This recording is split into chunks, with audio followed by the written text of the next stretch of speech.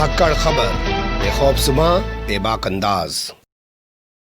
धाकड़ खबर के news room से मैं आपके साथ हूं अकरम रईस खान। हमारे देश ही नहीं पूरी दुनिया में एक कल्चर मैंने देखा है कि जब कोई शख्स, कोई शख्सियत, कोई इंसान इस दुनिया को छोड़ के चला जाता है तो सब लोग उसके बारे में अच्छा ही बोलते हैं।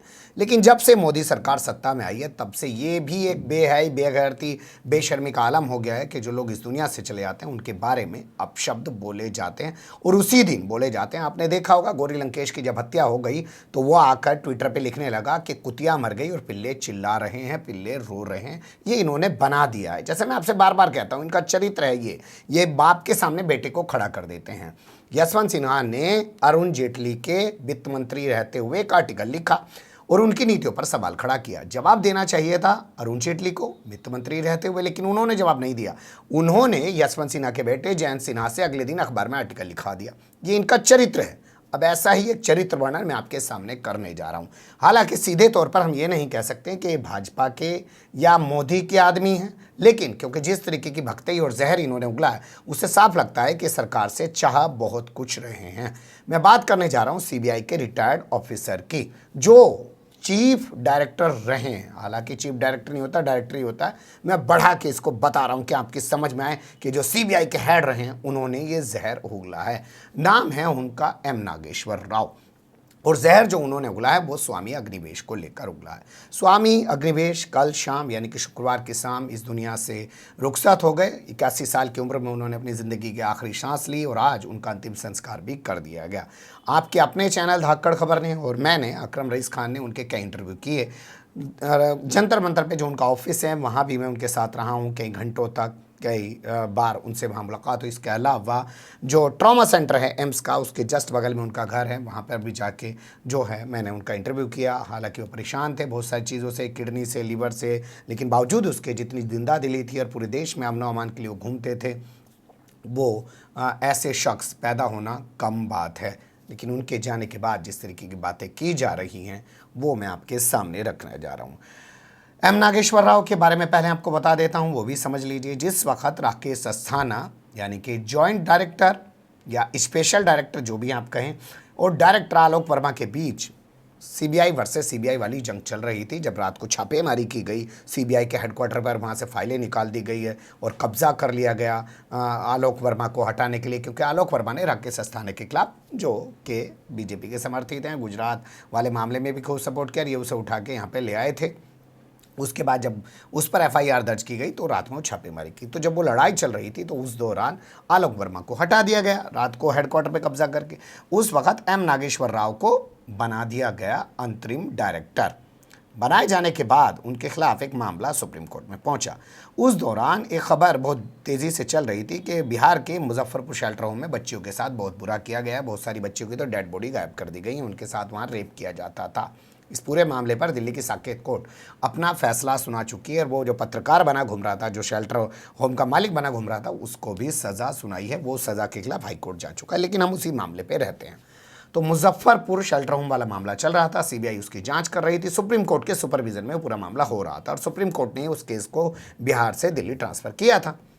एम नागेश्वर राव ने मुजफ्फरपुर शेल्टर होम मामले की जांच कर रहे के शर्मा का ट्रांसफ़र कर दिया। इससे नाराज़ हो गया सुप्रीम कोर्ट। इतना सख्त नाराज़ हुआ कि सुप्रीम कोर्ट ने कहा कि आपने हमारी बगैर अनुमति के किया है तो आपने कोर्ट की अवमानना की है। 1 लाख रुपए की पेनल्टी यानी कि 1 लाख रुपए का जुर्माना लगाया एम नागेश्वर राव पे और साथ ही उन्हें कहा कि दिन भर अदालत में खड़े रहिए। इतनी सख्त सज़ा तब सुनाई जब उन्होंने कि माफ़ीनामा मांग लिया बगैर शर्त के कि मैं माफ़ी मांगता हूँ, मुझसे गलती हुई। बावजूद उसके उनके खिलाफ इतना सख्त एक्शन लिया। तो ये इनका प्रोफाइल है, ये इनका चरित्र है। उनके रहमक्रम पर सीबीआई हेड बन गए और सुप्रीम कोर्ट ने इनको बता ही दिया कि इनकी क्या औकात है और ये क्या कर रहे थे। तमाम चीज़ें आपके सामने आ चुकी। अब इनके ट्वीट की तरफ चलते हैं, जो इन्होंने नफरत वाला जहरीला ट्वीट किया है और उस ट्वीट में किस तरीके की भाषा का इन्होंने प्रयोग किया, आपको शर्म आएगी। लेकिन क्या करें, रिटायर्ड आईपीएस अफसर हैं, लग रहा होगा कुछ चमचागिरी जी हुजूरी करें। हो सकता है मोदी सरकार से दोबारा कहीं का कुछ चार्ज मिल जाए, आजकल घर पड़े मज़ा नहीं आ रहा हो तो क्या करें। मोदी सरकार यानी कि भाजपा वालों ने जिस साधु को पीटा, जिस संत को पीटा, जिस भगवादारी को एक एक बार नहीं पीटा, 2-2 बार पीटा। झारखंड के पलामू में पीटा एक बार और दूसरा जब अटल बिहारी वाजपेयी एक्सपायर हो गए तो दिल्ली में बीजेपी के हेडक्वार्टर के बाहर स्वामी अग्निवेश पर हमला किया। तो क्यों ना उसके मरने पे कुछ ऐसा बोला जाए कि सत्ता में बैठे लोग खुश हों और इन्हें कुछ नवाज दें। अब वो ट्वीट देखिए ज़रा, वो क्या लिखते हैं। बढ़िया है छुटकारा मिला स्वामी अग्निवेश से, पहली लाइन इनकी है, इन्हें बड़ी दिक्कत हो रही थी उनसे। बढ़िया है छुटकारा मिला स्वामी अग्निवेश से, आप भगवा पोशाक में हिंदू विरोधी थे, ये ट्वीट में लिखा है।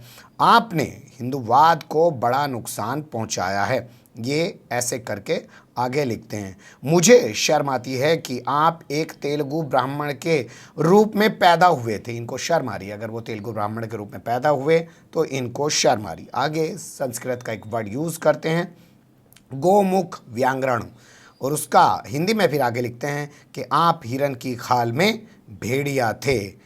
मुझे यमराज से शिकायत है। यमराज से अब इनकी शिकायत शुरू हो जाती है। यमराज आप जानते हैं हिंदू परंपराओं के मुताबिक आदमी की सांसें जो है अपने कब्जे में कर लेना, यानी कि उसका मौत जो है मृत्यु का कारण बनना। उन्होंने इतना लंबा इंतज़ार क्यों किया, यानी कि इन्हें अफसोस है कि वो 81 साल की उम्र तक क्यों जिए। ये चाहते थे कि यमराज पहले आए और पहले आके उनको मार दे। इन्हें बड़ी तकलीफ़ थी। आगे जब इनको ट्रोल किया जाने लगा तो फिर भी इन्होंने अपनी बेशर्मी नहीं छोड़ी, अपने उसी फैसले पर अडिग रहे। आगे लिखते हैं, सनातन परंपरा में राक्षसों या बुरी ताकतों के वध के दिन को त्योहारों के रूप में मनाया जाता है। क्यों मनाया जाता है, आगे लिखते हैं, क्योंकि वो दूसरों को पीड़ा पहुंचाते हैं, और आगे लिखते हैं समाज को नुकसान पहुंचाने वाले होते हैं, इसलिए हमेशा उनके वध पर उत्सव मनाया जाता है। इसलिए उनकी मृत्यु उत्सव का प्रयोजन है, इसमें लिख रहे हैं। इसमें लोगों के लिए भी एक संदेश छिपा हुआ है। आगे करके लिखते हैं, गलत का संरक्षण मत दो, गलत को संरक्षण मत दो। हिंदूवाद में अयोग्य को, मतलब जो योग्य नहीं है उसको दान देने या गलत व्यक्ति के साथ सहानुभूति रखने से मना किया गया। ये हिंदूवाद पढ़ा रहे हैं लोगों को आजकल, रिटायर्ड पढ़े हैं, कुछ काम तो है नहीं, अब सोच रहे हो सत्ता कहीं कुछ दे देगी, क्योंकि यह माना जाता है कि ऐसे लोगों के साथ हमदर्दी करना जो है वो बर्बाद करने जैसा है हमदर्दी को। इस तरीके से इन्होंने के बाद एक ही तमाम चीज़ें लिखी हैं। आप खुद गौर कीजिए क्या ज़रूरत पड़ी थी इनको, लेकिन लगता है कि नफ़रत की अपनी राजनीति करके, जहर फैलाने की अपनी राजनीति करके, इन्हें लगता है कहीं कुछ कुर्सी की लालसा हो, लग रहा हो कहीं पे इनको भी शायद किरण बेदी की तरह राज्यपाल नहीं तो कम से कम उपराज्यपाल ही बनाकर भेज दो यूनियन टेरेटरी का, क्योंकि सबको चाहिए बहुत कुछ। जो रिटायरमेंट होता है ना, उसके बाद सर्जी कहलवाने की एक आदत जो लग जाती है वो छूटती नहीं है पूरी उम्र की।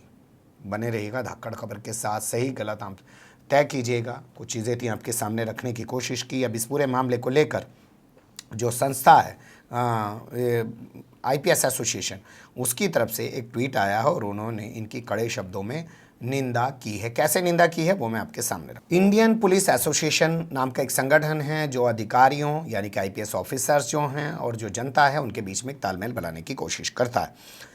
उसने बाकायदा ट्वीट किया है और एन नागेश्वर राव के ट्वीट की जो है कड़े शब्दों में निंदा की है। खुद को एक रिटायर्ड IPS अफसर की तरह पेश करने वाले, उसकी भी टोन देखिएगा, उसका भी स्टाइल देखिएगा लिखने का। खुद को एक IPS अफसर की तरह पेश करने वाले एक रिटायर्ड अफसर की ओर से नफरती मैसेज ट्वीट किया गया है। नफरती मैसेज ट्वीट किया गया, इतने कड़े शब्दों में लिख रहा है। उन्होंने पुलिस की वर्दी पर दाग लगाया है, उन्होंने पुलिस की वर्दी पर दाग लगाया है और सरकार को शर्मसार किया है, ये लिखते हैं।